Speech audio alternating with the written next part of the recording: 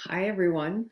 We're going live a couple minutes early just to make sure that everything is working the way it should be. We won't start the workshop until 10 o'clock. So um, if you're already out there, just kind of hang out, have a little tea, relax a little bit.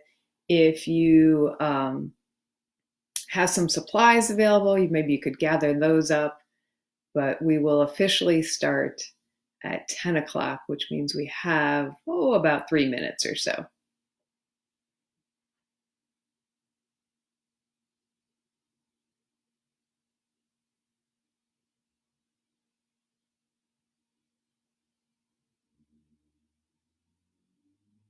So, as I mentioned just a minute ago, we will officially start at 10 o'clock if you're joining us. Um, it's an amazing day outside. That's exciting. I don't know about you, but whenever the sun is out, it helps tremendously with my mood and how I'm feeling about um, what we're experiencing right now. So, um, can't wait to dive into this workshop with you all. I am, yeah, it's going to be hard to wait 2 more minutes, uh, but we will because we don't want anyone to miss anything.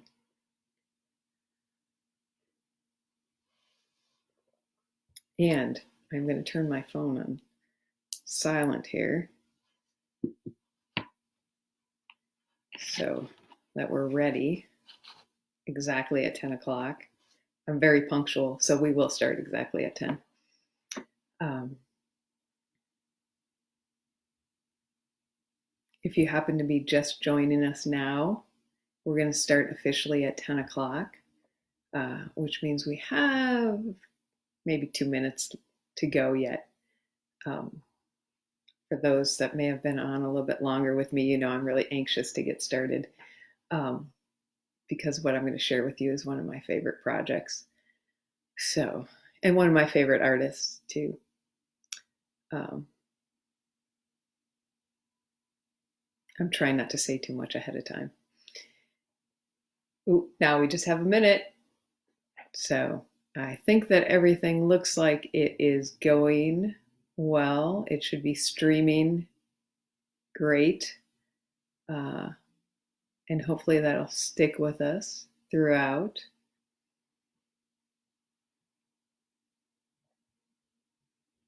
This is the first time I've done a long live Facebook post, so I'm kind of excited about that too.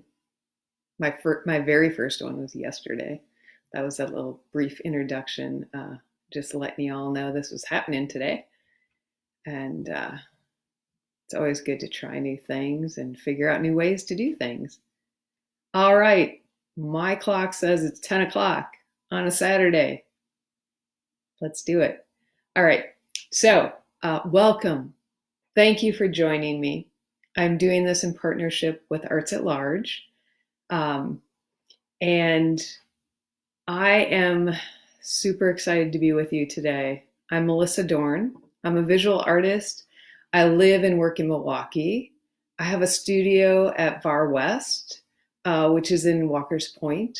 I live in River West. I've lived in River West for a long time, like over 20 years. We'll leave it at that, over 20 years. Um, and I graduated from the Milwaukee Institute of Art and Design, where I now teach. I'm an interim full-time faculty with the first year students, so first year college students. And I've done a lot of work with Arts at Large, um, almost since their inception, I believe. And I really, really enjoy going into the Milwaukee Public Schools and sharing a little bit about me, but also sharing about the lives of artists that have had impact on my work. And I paint, I do sculpture and drawing, and I am heavily impacted by the women artists that have gone before me. And those are the ones I most often share. I have had this obsession with industrial mop heads. Yes, industrial mop heads. I'm going to say that again in case you're like, I don't know about that. Did she really say that? Yes, I did. So I've been painting my idea of industrial mops. I kind of stumbled upon this idea in a book, and it made a lot of sense to explore because as I thought more about it, um, I thought about how my mom used to call me a mop head growing up. Um, she's not on Facebook, so I don't think she's going to watch this, but she knows I tell people that. So, and you can kind of see why. I got a little moppiness going on this morning.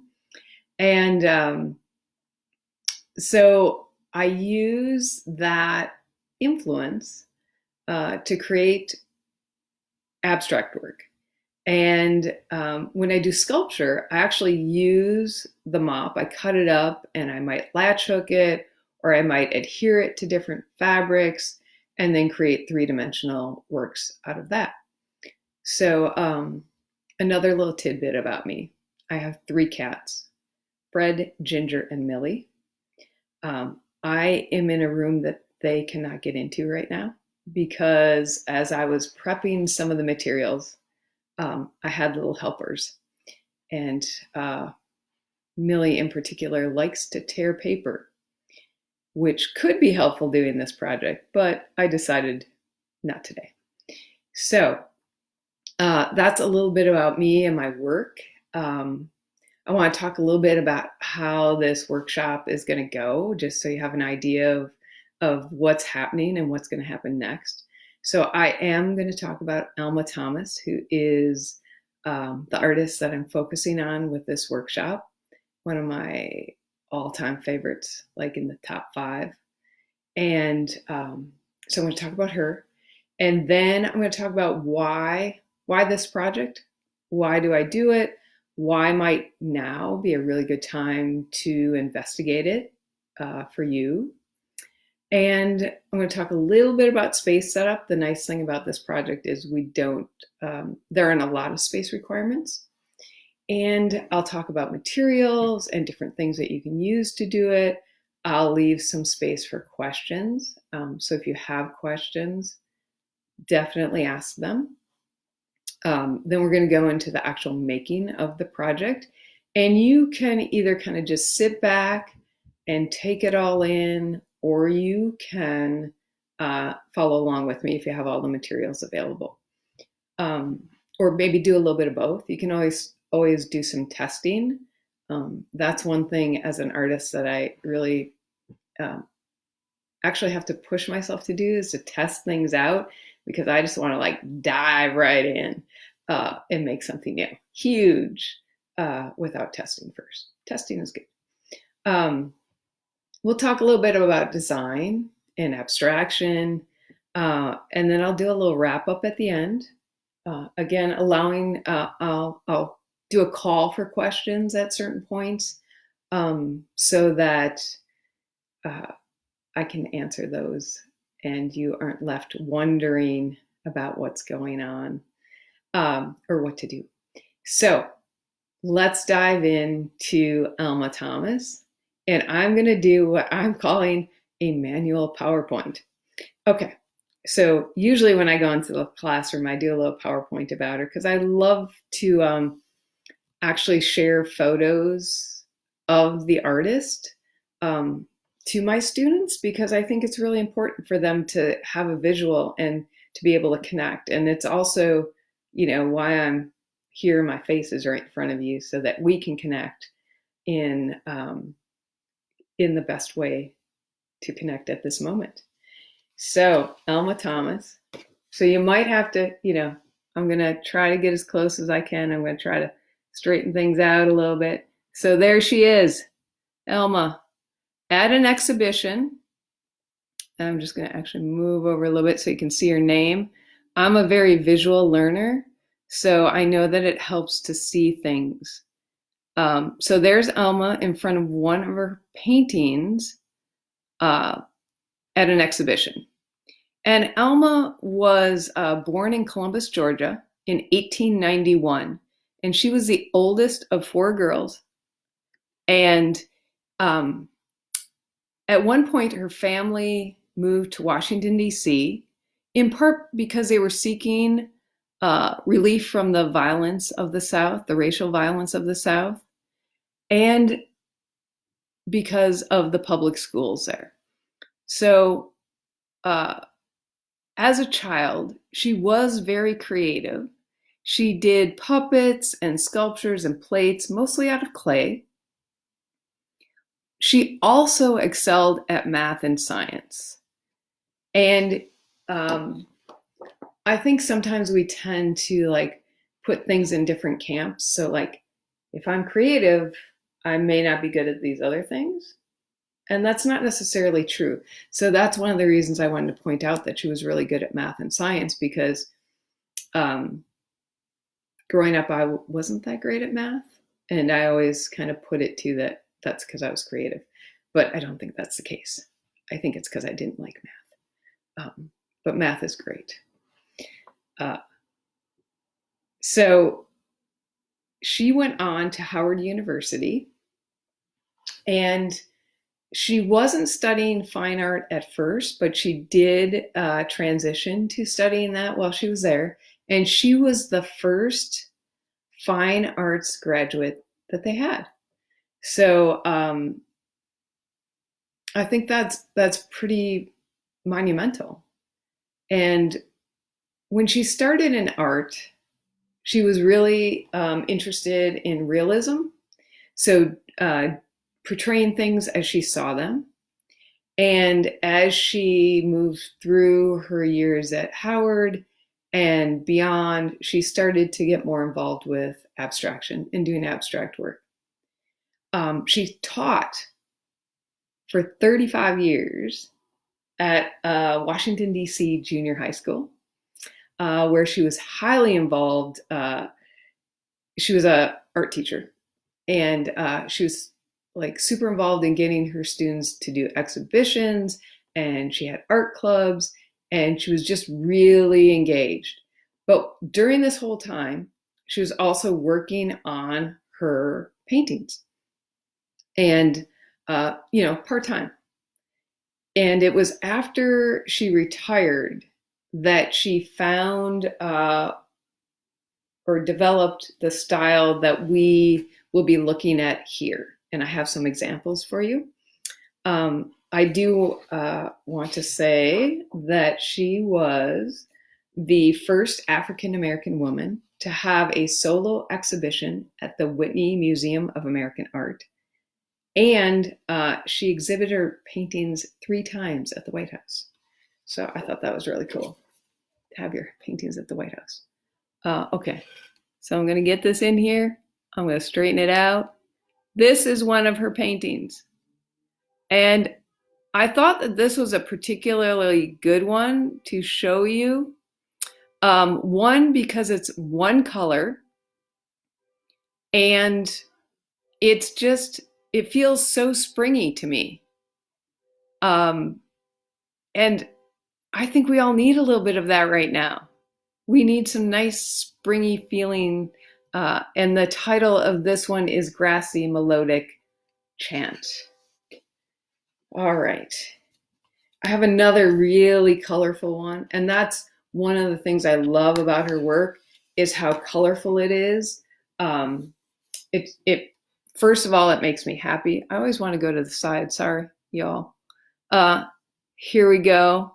Now notice, you remember I said that she was really into realism at the beginning? So this one is about flowers, but you don't see an actual flower, right? But you can see the colors or feel the colors that she was thinking about that relate to the flowers. I'm going to get a little bit closer so you can see. Try not to move around. I don't want to make anybody car sick. And you can see there are little spaces, little white spaces in between each brush stroke of color. Okay, I'm going to show you a fall one just to give you a sense of like how she played with color. This one, get it up a little bit higher. There we go. This one, of course, incorporates fall colors. Again, giving us a feeling or an emotion related to color. So that's something that you can think about when you do your work. It's something I always think about. I'm very affected by color, and I feel like right now, bright colors are very helpful. So another thing that she did was she worked off of current events. So the one I'm about to show you, the title is Splashdown Apollo 13. So here we go. See if I can straighten there. So think about that feeling that you get when you're looking at this one, like how the circles draw you in and the color, the bright color. Again, if you notice, there are spaces in between each brush stroke, so we see a little bit of the white canvas coming through. And I have one here, Apollo 12.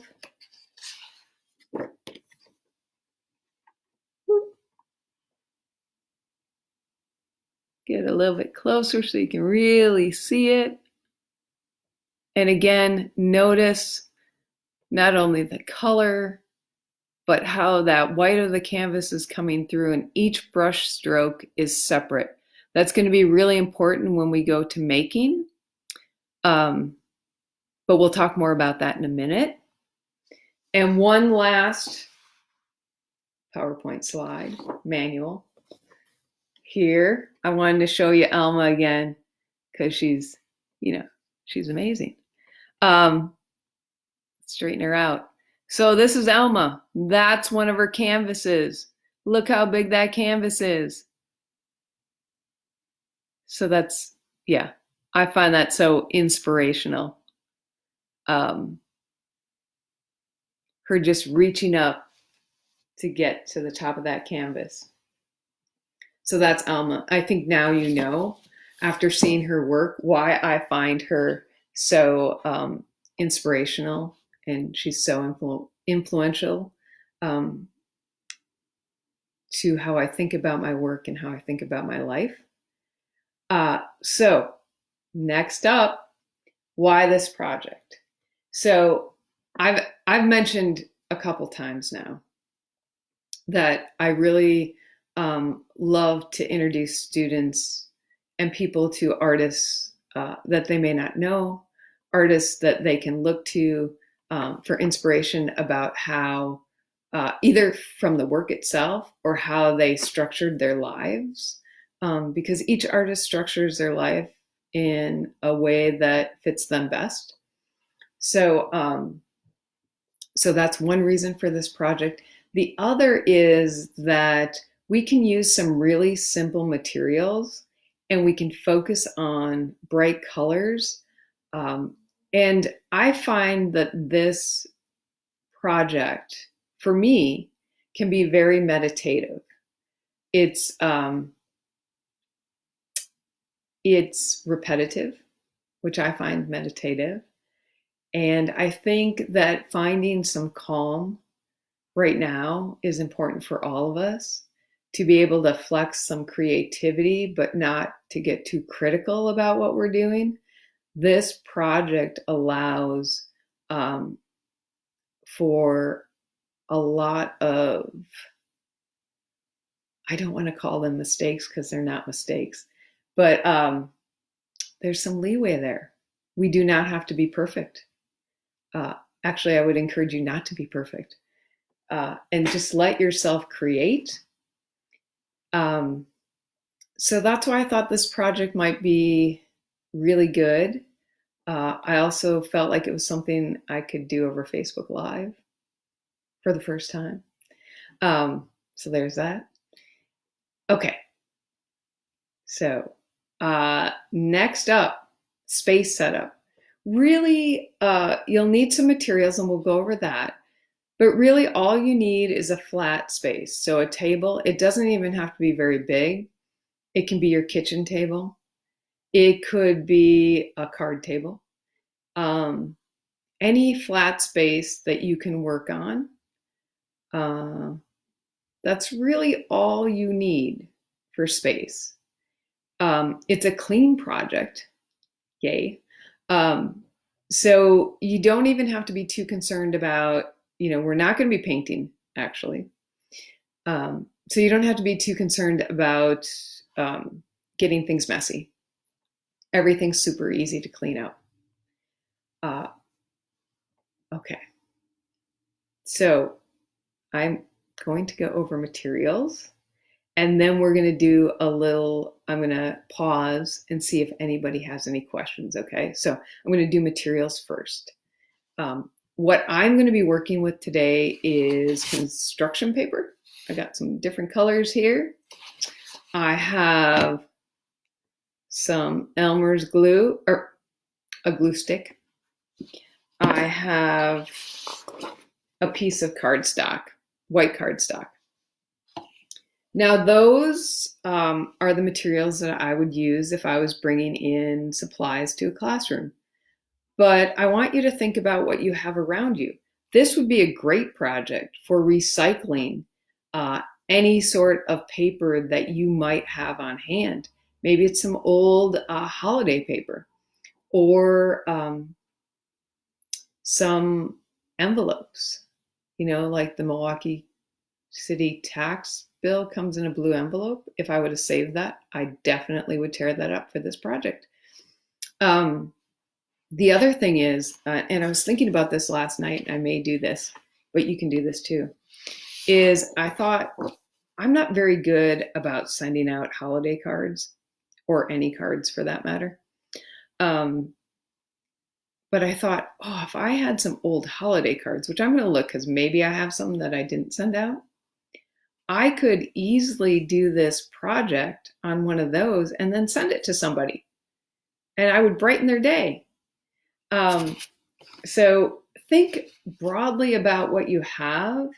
And remember, there is a lot of room for experimentation with this project. I highly encourage that. I always encourage experimentation with art.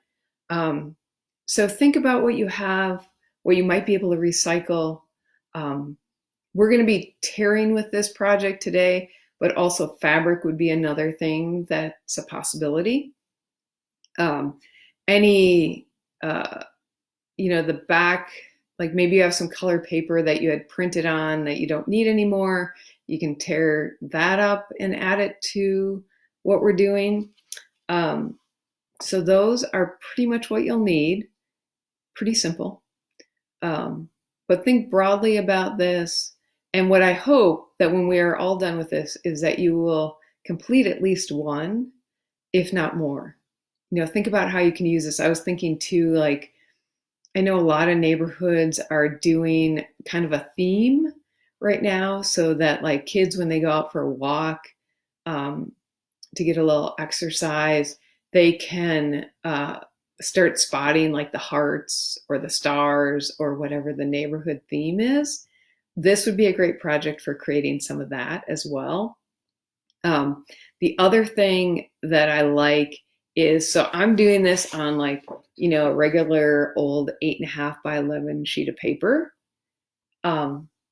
But if you happen to have bigger paper, you could create like a whole mural in your house. You could work on this for weeks. It would be amazing. Everybody could work on it together or separately at their own time, depending on how their day is going, right?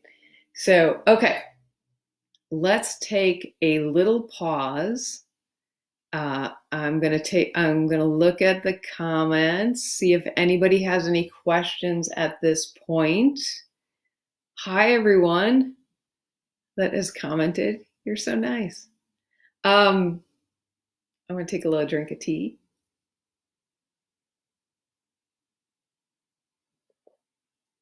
wait a second or two for questions. Another nice thing about this is that we aren't using any materials that can cause us harm. So having your tea nearby is fine. Having a glass of water, maybe some orange juice. It is still morning, and it's a Saturday morning, so maybe your morning is moving a little bit slower than normal. That's okay. Although time is a interesting thing right now, right? Okay, so I don't think anybody has any questions yet, but remember, if you do have any, please ask. So I am going to dive into tearing paper. All right. Now, I will say, whenever I teach this project in the classroom, and I usually do elementary classes, they all want to cut the paper. And I say, no, we can't do that. So, so no cutting, tearing. We are tearing. So I'm going to take, let's see, and I pre-tore some paper. And if you're like, I don't know what color to start with, here's a little tip. Start with your favorite color. That's what I always do. So I'm going to actually start with orange, because that is my favorite color. And I'm going to, actually, I'm going to make a tear here just to make this paper a little bit smaller so it's easier for you to see. And if the paper is a little bit smaller, it'll be a little bit easier for you to tear. I have like these humongous sheets of construction paper. I'm not even sure when I purchased these. I found them in a drawer that I didn't know they were in. So you can see here that I made this little fold. Now I've just folded it once. Now I'm going to fold it the other way. So I'm going to fold it backwards. Okay. And then I'm going to just run my fingers along here, right? And get a nice crisp fold. I might even go back again. And then I'm going to tear it. So you can see, let's see. Give you an idea of size here. This, here, let's go like this. Just give you a little bit of size reference there. That's my finger. So now I'm going to tear it. I find that using a table, so I'm holding the part that, the bigger piece down on the table, and then I'm using the edge of the table, so the shorter piece that I'm going to tear off is off the table. That helps sometimes with tearing. So I'm going to tear, and I'm going to get a strip. And here's my strip, okay? Started out great on this end. Then we went a little wonky on this end. Doesn't matter. We will use this piece here, okay? So you want to do, I would say, a couple strips like that. I'm going to do just a little bit more orange. And remember, you're folding it forward, then you're folding it back. So folding it, I actually folded it forward and back already. And I will say, usually what I do is I tear all my pieces first, and I'll show you the next step of tearing. I tear all my pieces first, so I have them, and then I move on to the next step. So here we have, I'm going to do that again. I feel like I did it so quickly. I'm going to make sure that this is nice and folded. Okay? Now I'm using my table, and I'm tearing it. Oh, this one's not going as well, but that's okay. I'm going to show you in a minute. This might happen to you. Let's see if we can see that. See? That's okay too. We really are looking for these rough edges because Elma's paint strokes did not have a sharp edge. Let me see if I can find a sharp edge. Here we go. They did not have this nice, clean, sharp edge that we get like if we cut something with the scissors or a paper cutter or how paper comes to us. Her strokes, let's go over here, had these nice, rough edges. So that's what we're looking for. So now I have a couple strips here, right? And I am going to take each strip and tear it up into smaller pieces of paper. And I'm going to get my fingers a little bit closer so you can see.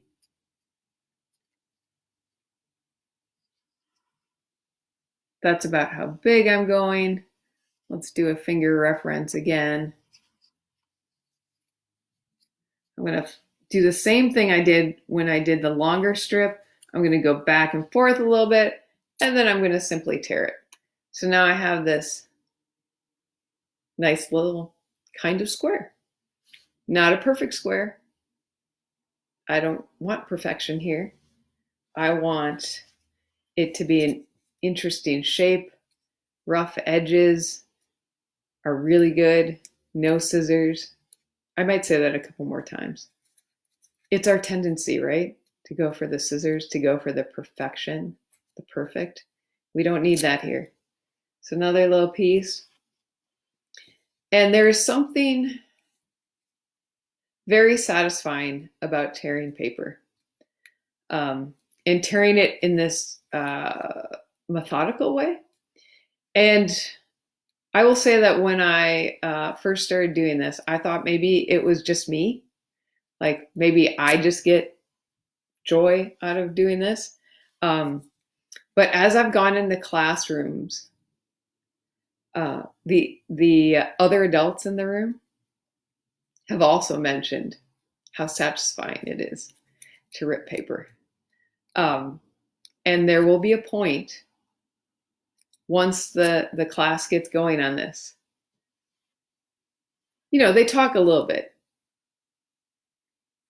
but there is a point where there will be some silence because people are just concentrating on what is a relatively simple task, but kind of a soothing one. So you're going to continue to tear up paper. I'm going to show you, I have a little bowl of paper here. This is what I tore up. These are kind of my color choices. Got a little orange in there, some yellow, blue, green, a little bit of this kind of lilac purple color. And what I noticed when I was ripping up or tearing up this paper is that I could see that there was some sun damage on it, but I just kept tearing it because I thought that'll just add a little bit more interest to the way the color shows on the paper. So don't worry if your construction paper is older. Maybe it has a little bit of sun damage to it. That's okay. So the other thing, some people like to have piles of paper. So they have all the blue, all the orange, all the green. I always mix mine up. Not very organized, but I like the way the colors interact. So, and it also feels like a little bit more of a hunt for what I'm looking for next. So I usually will do enough paper so that I do enough tearing so I have enough when I go to gluing to do it. So I do it in stages. But you can certainly work back and forth. Sometimes when I'm in a class, the students' hands will get tired. Usually I make them continue, but sometimes their hands get tired. So if you're working with little people, their hands might get tired. Just a heads up. All right, so that is tearing paper. I'm going to do another mini pause here to see if anybody has any questions about the tearing of paper or materials or anything that we've covered up to this point. And I'm going to have some more tea.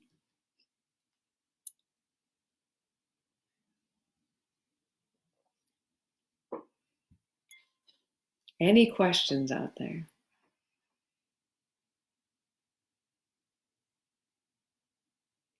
And also, if at any point I start to go too fast and you want me to slow down, you can also put that in the comments too. Sometimes I run a little bit ahead, but I'm trying to pace myself here. So, all right, so we're going to imagine that we have all our construction paper torn up. None of it is perfect. We did not use scissors. And this amount is probably pretty close to what will get me through one 8.5 by 11 sheet of paper. Okay. And I picked bright colors. You know, like I said, I started tearing with my favorite color, which is orange.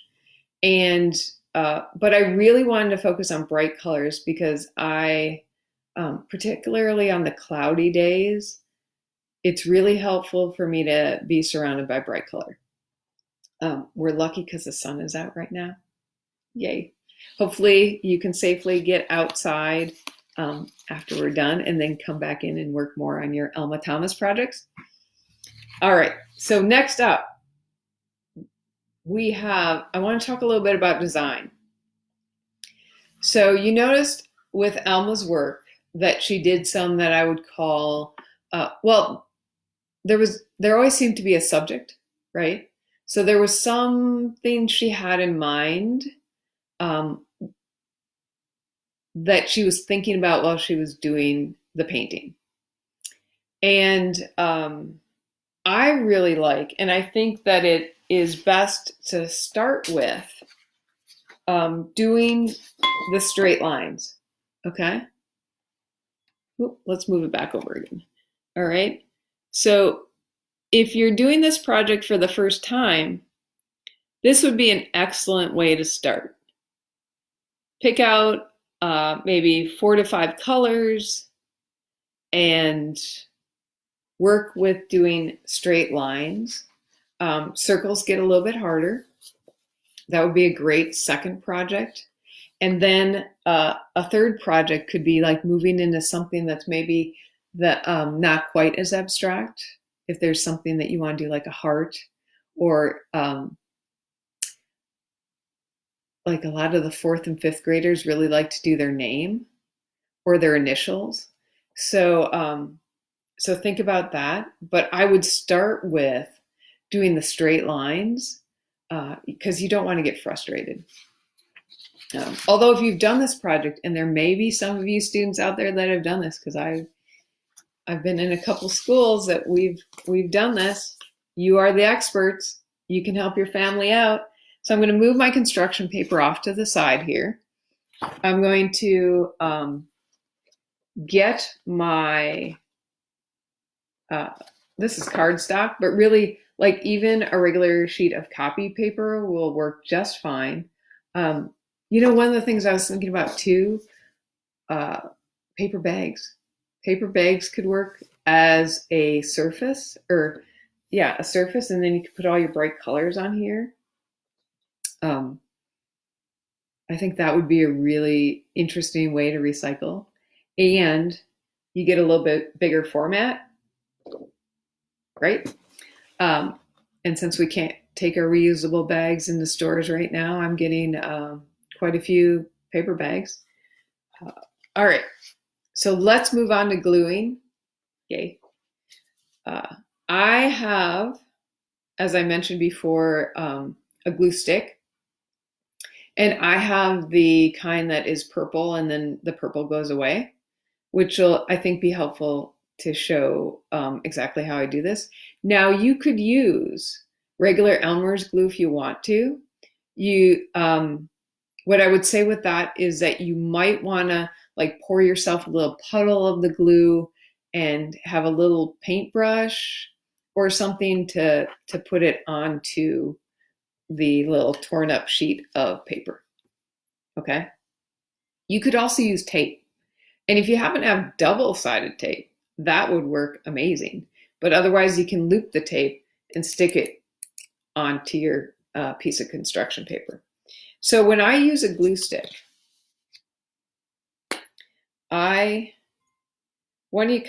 if it's a new glue stick, there's always a little film over the top that you just need to remove, and you can remove that, with a paper towel or your finger or something. And I'm just gonna push it up a little bit. Kids like to push it up a lot, and then it gets very messy. So we don't need to do that. And what I do, I'm going to show you, is I do a streak about that big. I'm going to put my finger up next to it again so you get a sense of size. And I put my pieces down. What am I going to start with? I'm going to start with blue. And I am going to do lines, okay? I put my pieces down. And one thing that strip helps me with is to make sure that I get all of the corners. Because that's one thing you want to be really aware of when you're doing this, is you want to get all of the corners. Okay, now I've put 2 pieces on. I'm going to show you. I'm going to try to get up super close here. Now see that little bit of white space, or it will be white when the glue stick goes away? That is about the amount of space we want between each piece, okay? So I'm going to do a couple more here. I'm going to put a little bit more glue on. Again, I want to be very aware of my corners and my sides so that I get them stuck all the way down. And I'm going to just continue to work on a row here. I'll show you, I think I can put one more piece down in this little swap of glue that I put down. And I'm pressing these pieces down with my fingers. If you get a little glue stick on your fingers, just rub them together, that'll go away. All right, so here's what I did. Now look, what I can see here is I've got kind of this imperfect little space here, which is just great. Like, it's so much, to me, it looks like a brush stroke, right? I can also kind of see that I didn't get that little flap down. So hopefully it'll stay down now. Okay. I'm going to do a little bit more in this line, and then I am going to, now I'm going to do this light blue here, maybe like 3/4 or 2/3 of the way down my paper, and then I'm going to switch colors. Now this is totally up to you. Start with the color that you're most interested in. You can think about a little bit about how colors interact. So for instance, if I wanted some nice pow, what I may follow up my blue with is some orange. So you could Google a color wheel and maybe even print it out if you have that capability at home. And look for those colors that are across from each other on that color wheel. And that's how you can get a real nice pop of color. That's called complementary colors. What did I say? Oh, I was going for orange here. So actually, I'm so excited about finishing this line. I'm going to go ahead and do that. It shouldn't take me long. I'm going to show it to you in just a minute. You'll also see my spacing. And I want to remind you that we are not going for perfection here, right? These are not perfectly spaced. Oh, and here's a big piece. And then I'm going to show you this. See if I can get it in there. So here's my line, right? Look how kind of curvy it is against that perfect straight line of the paper. That's great. Now, I'm going to leave, wrong end. I'm going to leave this little space here. It's a little bit bigger than I want, but at the end, when I have my whole paper filled, I'm going to go back and look for spaces that are too big, And I might need to tear paper up, tear one of these bigger papers in half. But I want to show you the doing the start of the next line, because I want to show you how close I want you to get. Oh, what color? Green. I think we have to have some green, right? We're looking forward to our things being green, trees being green. I'm just looking out the window. It's not green yet. It'll get there. I've been watching this tree out my window probably much more often than I would if we were in more normal times. One, I think because I have time. And it's so nice to observe things and slow down a little bit if I realize I have the luxury of that, right now. It's one of the good things happening right now. For me, not for everybody. Okay. See, I get so caught up in doing this, I just don't even want to stop. But I will, so you can see it. So there's my second row. And notice how I'm keeping the pieces next to each other. Okay. And just having that kind of thin little line of white that goes through. And remember, our goal is to fill the entire surface, in this case, an 8.5 by 11 sheet of cardstock with our construction paper. Okay. So I'm going to keep going on this and filling this in. I've got some yellow. I've got that lilac color. I've got, and then I'll repeat colors. So I might do maybe 2 more lines of that don't include blue, and then I'll come back and do some blue. I might kind of in the middle do 2 lines where blue lines up a little bit with each other. I am thinking very broadly for this one about spring and bright colors. So I don't even really have a narrowed focus like flowers or anything. I'm just thinking like bright colors and that feeling that bright colors brings to me. So I want to wrap up a little bit here and walk you through the steps super briefly one more time.